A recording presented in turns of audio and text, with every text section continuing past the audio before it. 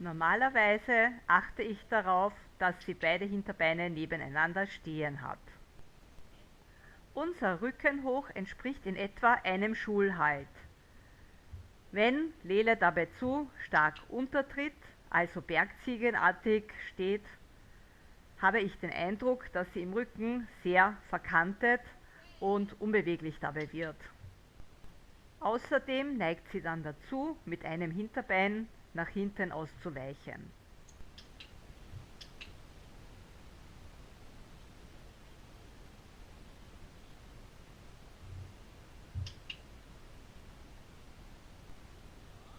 So fällt es ihr deutlich leichter, obwohl sie eine Spur mehr untertreten könnte.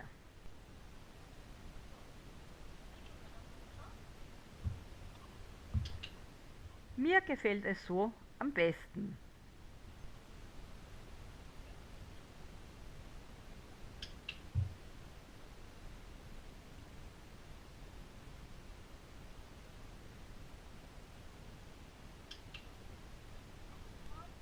Und das ist unser Strecken, also die vereinfachte Form eines Pliés.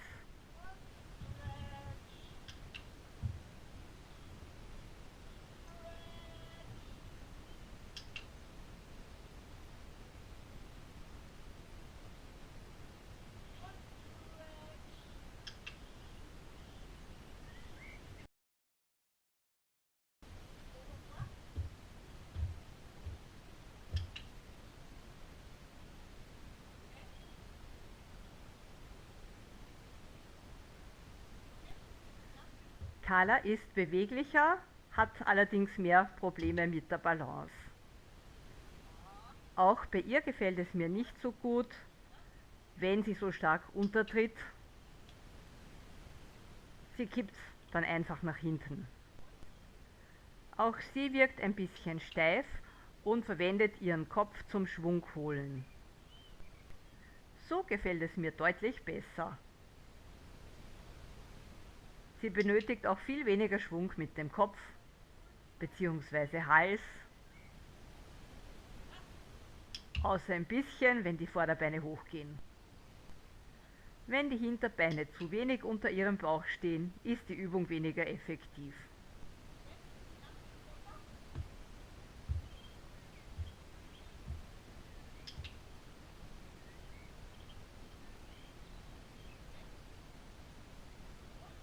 Es ist schön zu sehen, dass der Rücken bis zum Widerrist nach vorne hochgeht.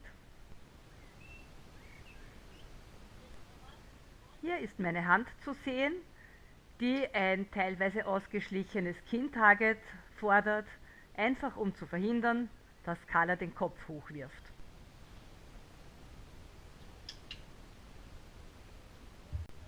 Hier unser abgeschwächtes Plié. Der Rücken macht dabei vor dem Widerrist fast einen Knick. Ich bin mir nicht sicher, ob ein echtes Plié wirklich so gesundheitsfördernd ist. Carla hat es früher manchmal angeboten, seit sie älter ist, eigentlich nicht mehr.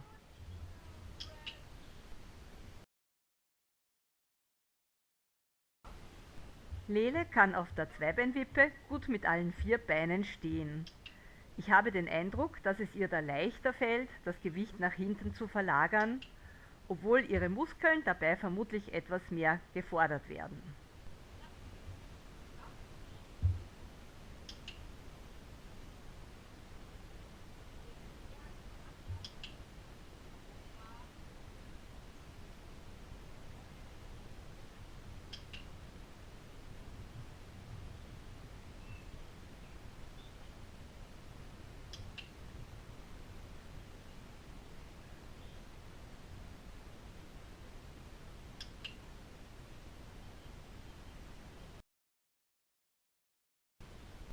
Optimal ist es nicht, aus dieser Position gerade auf die Wippe zu gehen. Für die geübte Kalafi ist es allerdings kein Problem. Bei anderen Pferden sollte man hinten etwas mehr Platz haben.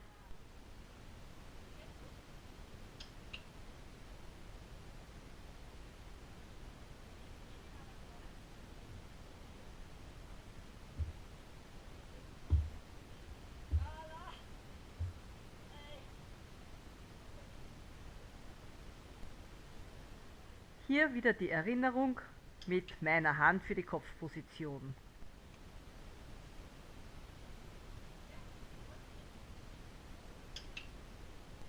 Lästige Stechfliegen. Kalafi kippt bei der Abwehr von der Wippe, steigt allerdings auch gleich wieder rauf.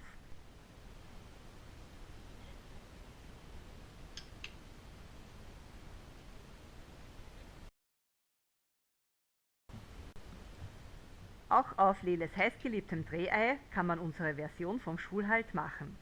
Wenn man genau hinsieht, bemerkt man, dass wir das Raufsteigen sehr gut geübt haben, das Warten auf ein Signal allerdings erst sehr viel später eingeführt haben.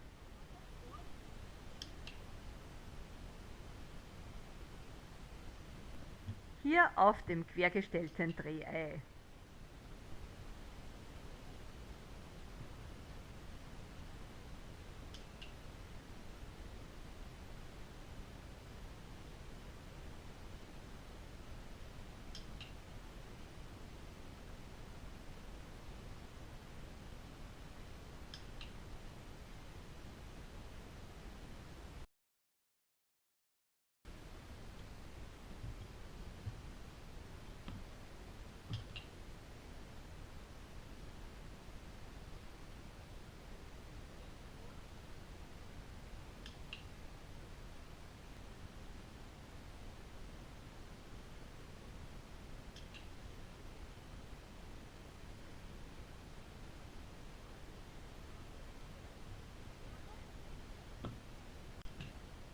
Hinterbeine zu weit vorne.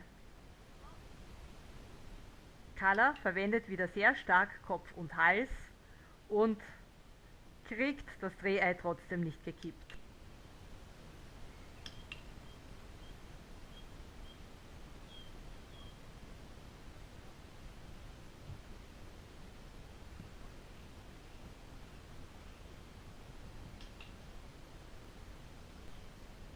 Hinterbeine zu weit hinten, so klappt es nicht mehr, dass das Drehei auch nach vorne kippt.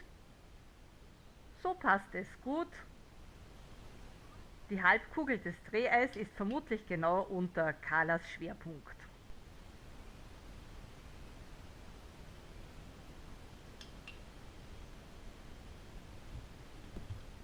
Wenn sich Kala nicht konzentriert, kommt sie leicht ins Trudeln.